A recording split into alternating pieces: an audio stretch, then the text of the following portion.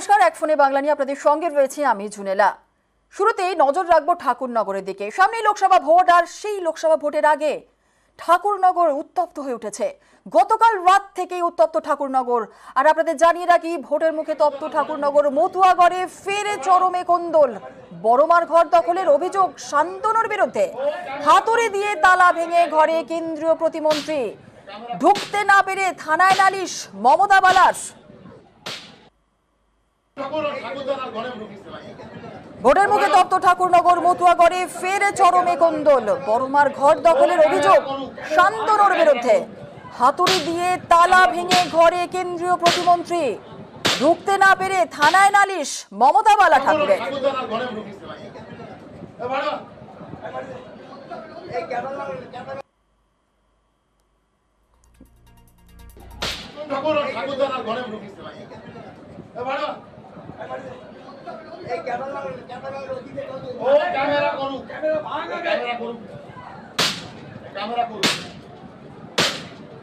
গতকাল রাতে দফায় দফায় চড়ে বিক্ষোভের পারদ। বিনাপানি দেবীর ঘরে স্লোগান মতুয়াদের।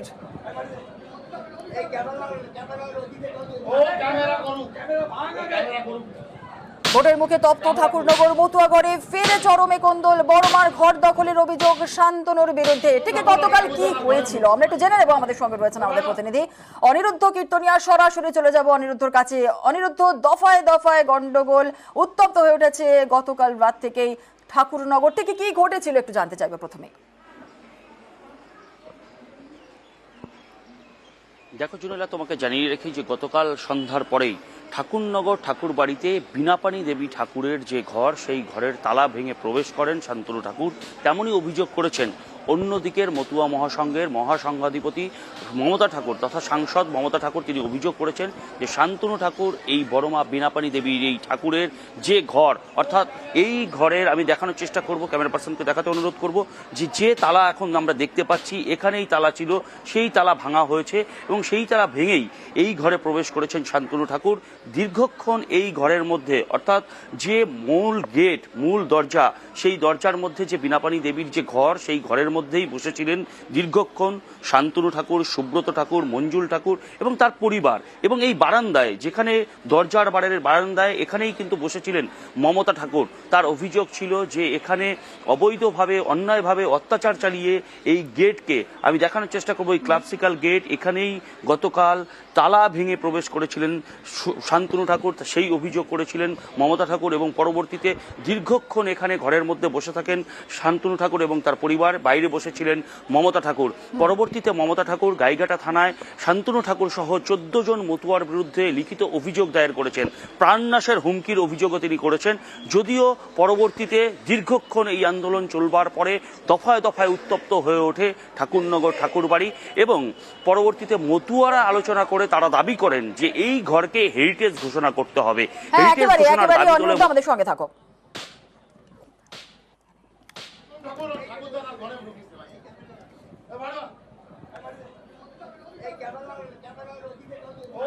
আর একবার আপনাদের জানিয়ে রাখি, মতুয়া ভক্তরা হেরিটেজ ঘোষণা করার দাবি তুলেছেন। বিনাপানি দেবীর ঘরে তালা মারলো ভক্তরাই। আর ঠিক মমতা বালা ঠাকুরের থেকে কি অভিযোগ, কি বলেছেন তিনি, শোনাবো একবার। না ঠাকুর বাড়ির প্রপার্টি, না ঠাকুর বাড়ির কোনো অর্থ, না কোনো কিছু নাই হয়েছে, না এমপির পয়সা। পিয়ার ঠাকুর মেমোরিয়াল ট্রাস্টের থেকে ওটা করে হাতুড়ে শান্তানুর নিজে ভাঙছে। ওই সুদেব সে ছাপল নিয়ে সে ভাঙছে। আমাকে জাত তুলে গেলে ছোট লোকের জাত, শিডিউল কাস্ট, মানে অত্যাচার একটার পর একটা। হ্যাঁ, ধমকি দিচ্ছে তো, মার্ডার করে দেবে, হ্যান করো তেন কর, কোথায় কোথায় তো। এবং আমার বাচ্চাগুলোর নামে এই বাড়িতে কিভাবে থাকবো আমি সেটাই চিন্তা করছি, যে আমি কি করে থাকবো। সব বাড়ির ভিতরে যারা আছে আতঙ্কে ভুগছে সবাই। এই অত্যাচারের প্রতিবাদ আপনারা করবেন কি করবেন না, আপনাদের কাছে আমার বিচার চাই, আমি মতদের কাছে। আর এতদিন জবরদখল করে রেখেছেন তৃণমূল সাংসদই পাল্টা শান্তনু। আমি যখন 10 বার আমার ঠাকুরদাদার ঘরে ঢুকতে চেয়েছি, যখন কেউ খোলেনি, তখন আমি তালা ভেঙেছি। আমার ঠাকুরদাদার ঘর, আমি ঠাকুরদাদার ঘরে আজ থেকে থাকবো। আমাদের থাকতে দিতে হবে এই ঘরে। আমরাও থাকবো, উনিও থাকুক ওনার ঘরে। দীর্ঘ 12 বছর ধরে ঢুকতে পারছি না কোনোভাবে। আমার বাবা, যিনি পিয়ার ঠাকুর মশাই বড় মায়ের সন্তান, সে পর্যন্ত তার বাবা মায়ের ঘরে ঢুকতে পারে না। আমার ঠাকুর দাদার ঘর, সেই ঠাকুর দাদার ঘরের পোর্শন এখানে দিতে হবে। এখানে মমতা বন্দ্যোপাধ্যায়ের নাম লেখা রেখেছে। রাজনীতি আমরা করছি তো আমাকে তো আমার ঠাকুর দাদার ঘর দেখতে হবে, চেক করে বাবা কোন কোন হুলিগানরা এই ঘরে থাকছে। আমার প্রশ্ন, কেন বড় মাওকে লিখে দিয়ে যাবে দেবত্র সম্পত্তি? এটা ইনভেস্টিগেশন করা হোক। আর যেমনটা আমাদের প্রতিনিধি জানাচ্ছিলেন, গতকাল রাতে দফায় দফায় চড়ে বিক্ষোভের পারদ। বিনাপানি দেবীর ঘরের সামনে স্লোগান মতুয়া ভক্তদের, হেরিটেজ ঘোষণার দাবি মতুয়াদের।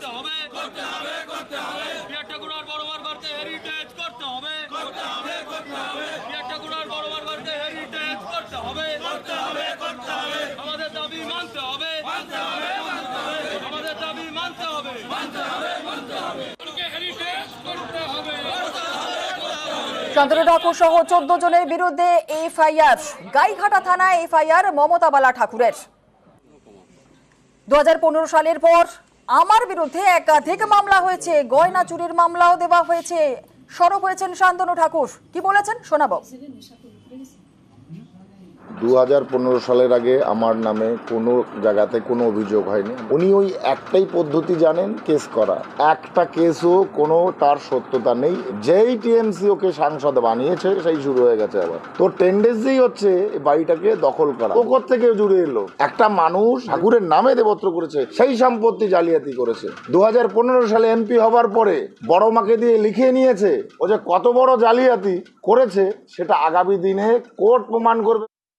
আর গতকাল গভীর রাত পর্যন্ত দফায় দফায় বিক্ষোভ। বিনাপানি দেবীর ঘরে তালা মারলো মতুয়া ভক্তরাই। আর তারপর সেখান থেকে বেরিয়ে যান শান্তনু এবং তার পরিবারের সদস্যরা। ঘর পরিচালনা করবেন ভক্তরাই। বিনাপানি দেবীর ঘরকে হেরিটেজ ঘোষণার দাবি ভক্তদের।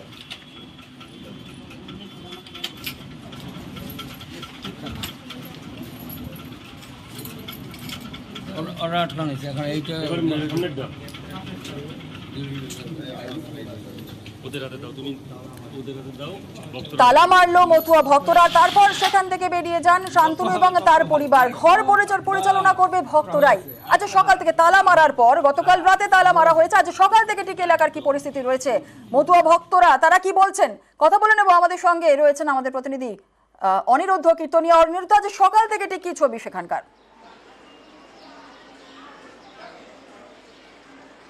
দেখো জুনেলা, তোমাকে জানিয়ে রাখি যে গতকাল রাতে গভীর রাত পর্যন্ত অর্থাৎ 1:40 পরে এই ঘরেতে তালা মারেন মতুয়ারা এবং শান্তনু ঠাকুরও মতুয়াদের যে বক্তব্য সেই বক্তব্যকে মান্যতা দিয়েছেন। তিনি জানিয়েছেন আজ থেকে এই বড়মা বিনাপানি দেবী ঠাকুরের যে ঘর সেই ঘর পরিচালনা করবেন মতুয়া ভক্তরাই। পুজো দেবেন তারা আজ থেকে, ঠিক মতুয়া ভক্তরাই পরিচালনা করবেন তেমন জানিয়েছেন। গতকালকের পরে আমি দেখানোর চেষ্টা করব যে এই ঠাকুরনগর ঠাকুর বাড়িতে যে মতুয়া মেলা চলছিল সেই মতুয়া মেলা উপলক্ষে কিন্তু যথেষ্ট রকম থমথমে পরিবেশ রয়েছে এখন বলা যেতে পারে। গতকালকের পরিস্থিতির পরে আজ একদম শুনশান অবস্থায় রয়েছে। এখানে যে পুলিশ বসানো হয়েছিল বা পুলিশ ছিল এখানে নিরাপত্তার দায়িত্বে তারা রয়েছেন এবং মেলার পরিস্থিতিও আমি থমথমে দেখানোর চেষ্টা করবো। ক্যামেরা পার্সনকে অনুরোধ করবো যে মতুয়া ভক্তদের যে আনাগোনা ছিল, ঠাকুর বাড়িতে লক্ষ লক্ষ ভক্তদের ভিড় ছিল, সেটাও অনেকটা কমে এসেছে বলা যেতে পারে। যে গতকালকের পরিস্থিতির পরে আজকে ঠাকুরনগর ঠাকুর বাড়ির পরিস্থিতি অনেকটাই থমথমে। জুনেলা, একেবারেই অনিরুদ্ধ আমাদের সঙ্গে থাকো। আর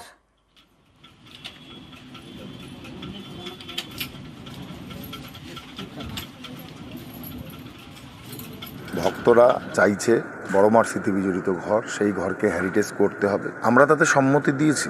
সেই সম্মতিক্রমে ভক্তরা এই ঘরে তালা লাগিয়েছে। মমতা ঠাকুরের কাছেও যাওয়া হয়েছিল, সে কোনোভাবেই এটা মানতে পারছে না, সে মানবে না। এখন ভক্তরাই সিদ্ধান্ত নেবে যে এই ঘর যাতে হেরিটেজ হয়।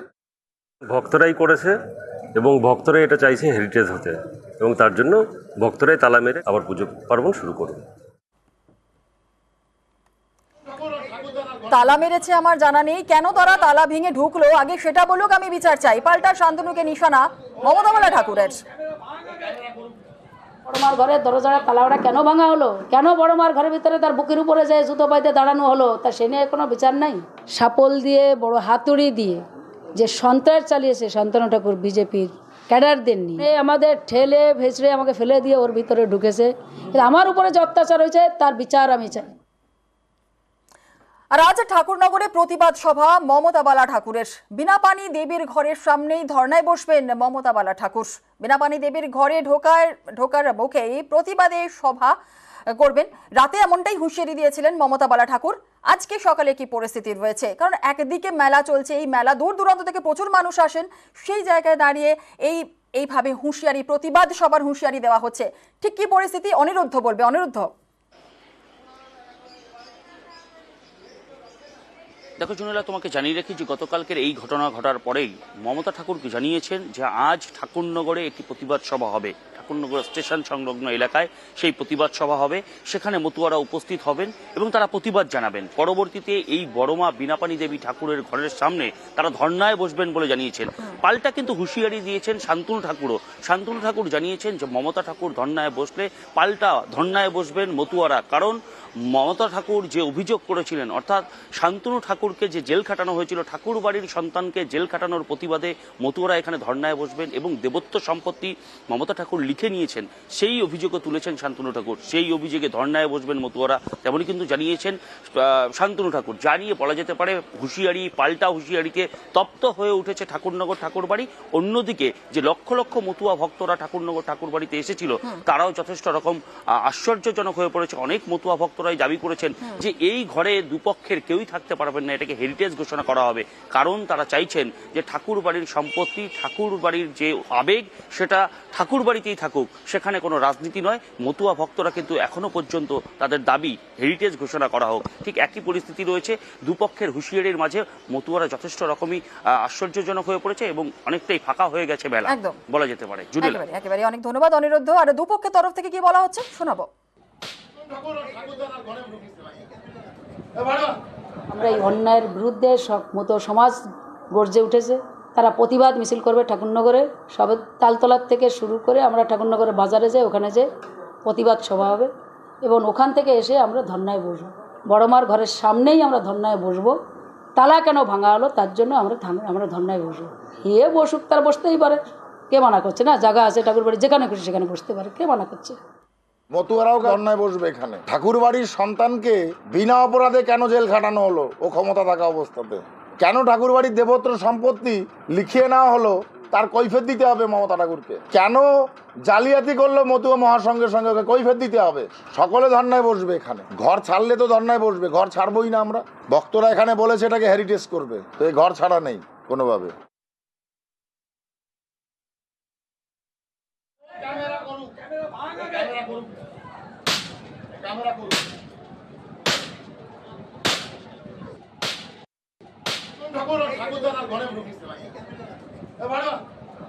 ফোনে বাংলা এবার নজর রাখতে হচ্ছে আবহাওয়ার খবরের দিকে। আজ রাজ্য জুড়ে ঝড় বৃষ্টির পূর্বাভাস। দক্ষিণবঙ্গের সব জেলাতেই বজ্রবিদ্যুৎ সহ বৃষ্টির সম্ভাবনা রয়েছে এবং দক্ষিণের 4 জেলায় বৃষ্টি চলবে। দক্ষিণের 4 জেলায় বৃষ্টি হবে। রাজ্য জুড়ে ঝড় বৃষ্টির পূর্বাভাস। আমাদের সঙ্গে রয়েছেন আমাদের প্রতিনিধি বিশ্বজিৎ সাহা। বিশ্বজিৎ, দক্ষিণের কোন কোন জেলায় বৃষ্টির সম্ভাবনা রয়েছে এবং অবশ্যই কলকাতায় বৃষ্টির সম্ভাবনা কতটা রয়েছে, কি জানা যাচ্ছে? দেখো, আজ কলকাতা সহ দক্ষিণবঙ্গের সব জেলাতেই বৃষ্টি হবে। দক্ষিণবঙ্গের অন্তত 9 জেলাতে বৃষ্টির সম্ভাবনা বেশি রয়েছে। বাকি কলকাতা সহ দক্ষিণবঙ্গের যে কয়েকটি জেলা রয়েছে সব জেলাতেই আজ ঝড় বৃষ্টির সম্ভাবনা। শুধুমাত্র বৃষ্টি নয়, বজ্রবিদ্যুৎ সহ বৃষ্টির সঙ্গে ঝোড়ো হাওয়া বইবে 30 থেকে 40 কিলোমিটার এবং বজ্রপাতের আশঙ্কাও থাকছে, এমনটাই জানাচ্ছে আলিপুর আবহাওয়া দপ্তর। আগামীকাল বৃষ্টি চলবে দক্ষিণবঙ্গে, তবে সব জেলাতে নয়। আগামীকাল 4 জেলায় বৃষ্টির সম্ভাবনা থাকছে, আর বাকি জেলাতে আংশিক মেঘলা আকাশ। নদিয়া, মুর্শিদাবাদ, বীরভূম এবং পুরুলিয়া, এই 4 জেলাতে আগামীকালও বৃষ্টির সম্ভাবনা থাকছে। তবে বুধবার ড্রাই ওয়েদার থাকবে এবং ফের ঈদের দিন বৃহস্পতিবার আবার বৃষ্টির সম্ভাবনা, এমনটাই জানাচ্ছে আলিপুর আবহাওয়া দপ্তর।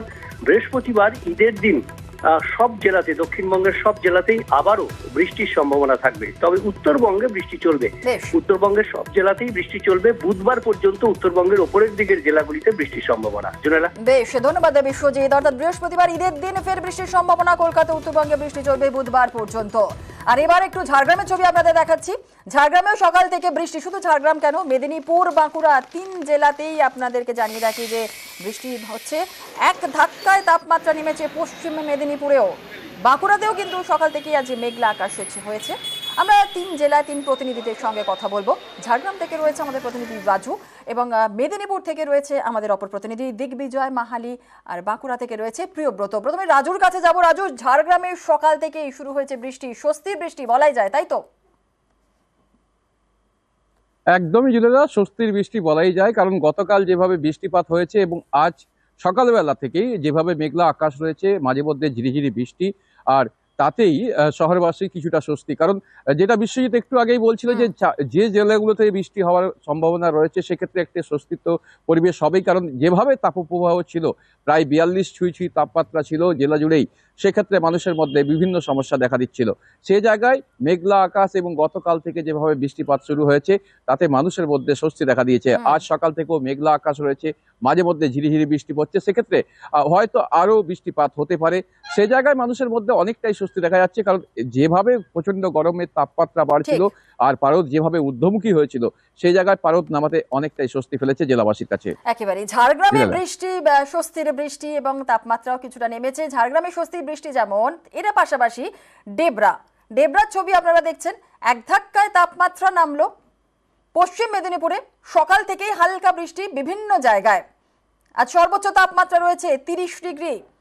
দিগ্বিজয় মাহালি আমাদের সঙ্গে রয়েছে। দিগ্বিজয়ের কাছ থেকে একটু জেনে নেব সকাল থেকে কি ছবি। দিগ্বিজয়, দেখো, গতকাল তো কিছুটা বৃষ্টি হয়েছে ছিটেফোঁটা বিভিন্ন জায়গায়, পশ্চিম মেদিনীপুর জেলা ডেবরাস এবং পিংলায়, কিন্তু আজকে সকাল থেকে তার থেকেও আরো কিছুটা ঠান্ডা। অর্থাৎ সকাল সকাল অন্ধকার করে রয়েছে আকাশ, আকাশের মুখ ভার, কোথাও হালকা বৃষ্টি, কোথাও ছিটেফোঁটা বৃষ্টি হচ্ছে এবং এক ধাক্কায় তাপমাত্রা কিন্তু অনেকটাই নেমেছে। কারণ আজকে এই মুহূর্তের তাপমাত্রা প্রায় 25 ডিগ্রি এবং আজকে যেটা ওয়েদারে দেখাচ্ছে যে সর্বোচ্চ তাপমাত্রা যেটা 30 ডিগ্রি এবং সারাদিনই মেঘলা আকাশ থাকবে, কোথাও বজ্রবিদ্যুৎ সহ বৃষ্টির সম্ভাবনা রয়েছে।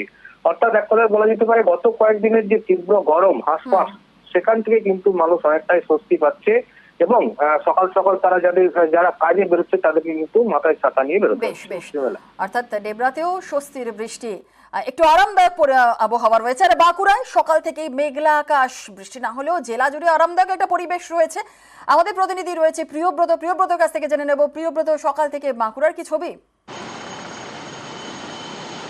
দেখো জুনেলা, গত কয়েকদিন ধরে যেভাবে তাপপ্রবাহ চলছিল তার থেকে স্বস্তি পেয়েছে বাঁকুড়া জেলা। বৃষ্টি না হলেও আরামদায়ক পরিস্থিতি এবং সকাল থেকেই মেঘলা আকাশ করে রয়েছে, রোদের দেখা নেই। সেক্ষেত্রে তীব্র যে চড়া রোদ, যেখানে সকাল থেকে মানুষ উঠছিলেন তখন থেকে ভোগ করতে হচ্ছিল গরমের, সেই গরম পরিস্থিতি নেই। মৃদুমন্দ হাওয়া বইছে এবং সেটা কিন্তু ঠান্ডা হাওয়া। যে গরম উত্তাপ, যে লু বইছিল বাঁকুড়া জেলা জুড়ে গত কয়েকদিনের মধ্যে 42 ডিগ্রি তাপমাত্রা উঠে গিয়েছিল, তার থেকে কিন্তু মানুষজন স্বস্তি পেয়েছে। তবে স্বস্তি পেয়েছে এখনো পর্যন্ত বৃষ্টির দেখা নেই বাঁকুড়া জেলায়।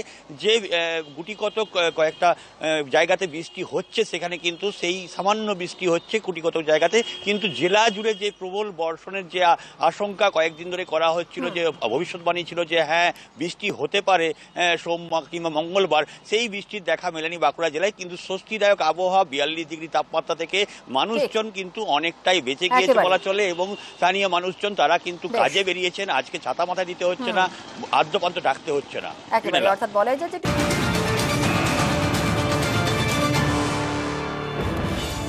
এই মুহূর্তে ব্রেকিং নিউজ, দিলীপ ঘোষকে গো ব্যাক স্লোগান। তৃণমূলের দুর্গাপুরের ফুলঝড়ে গো ব্যাক স্লোগান। আরো একবার আপনাদের জানিয়ে রাখি, দিলীপ ঘোষকে গো ব্যাক স্লোগান তৃণমূলের।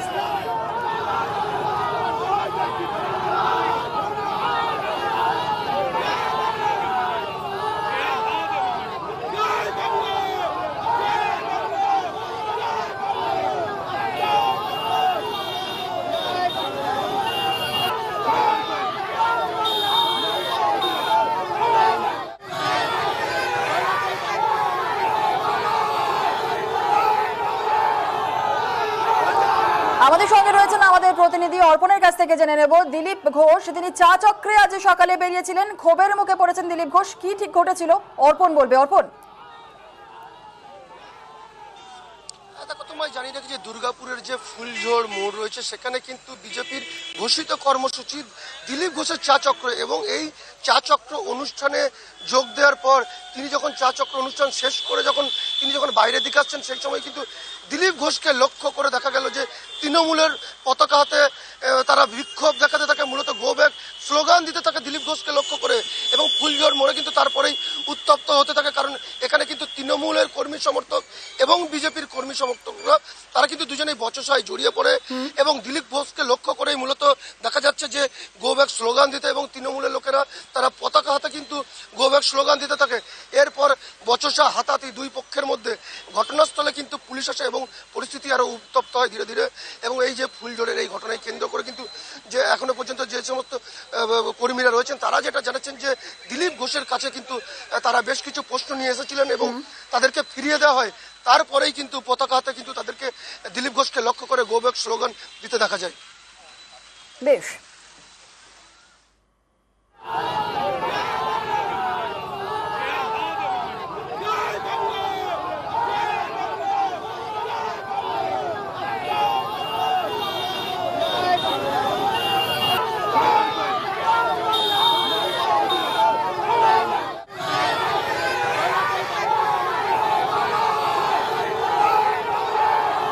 দুর্গাপুরের ফুলঝড়ে গো ব্যাক স্লোগান, চা চক্রে বেরিয়ে ক্ষোভের মুখে দিলীপ ঘোষ। দিলীপ ঘোষকে দেখে তারপরেই শুরু হয়ে যায় উত্তেজনা। দুর্গাপুরে তৃণমূল বিজেপির মধ্যে তর্কাতর্কি। দিলীপ ঘোষকে গো ব্যাক স্লোগান তৃণমূলের।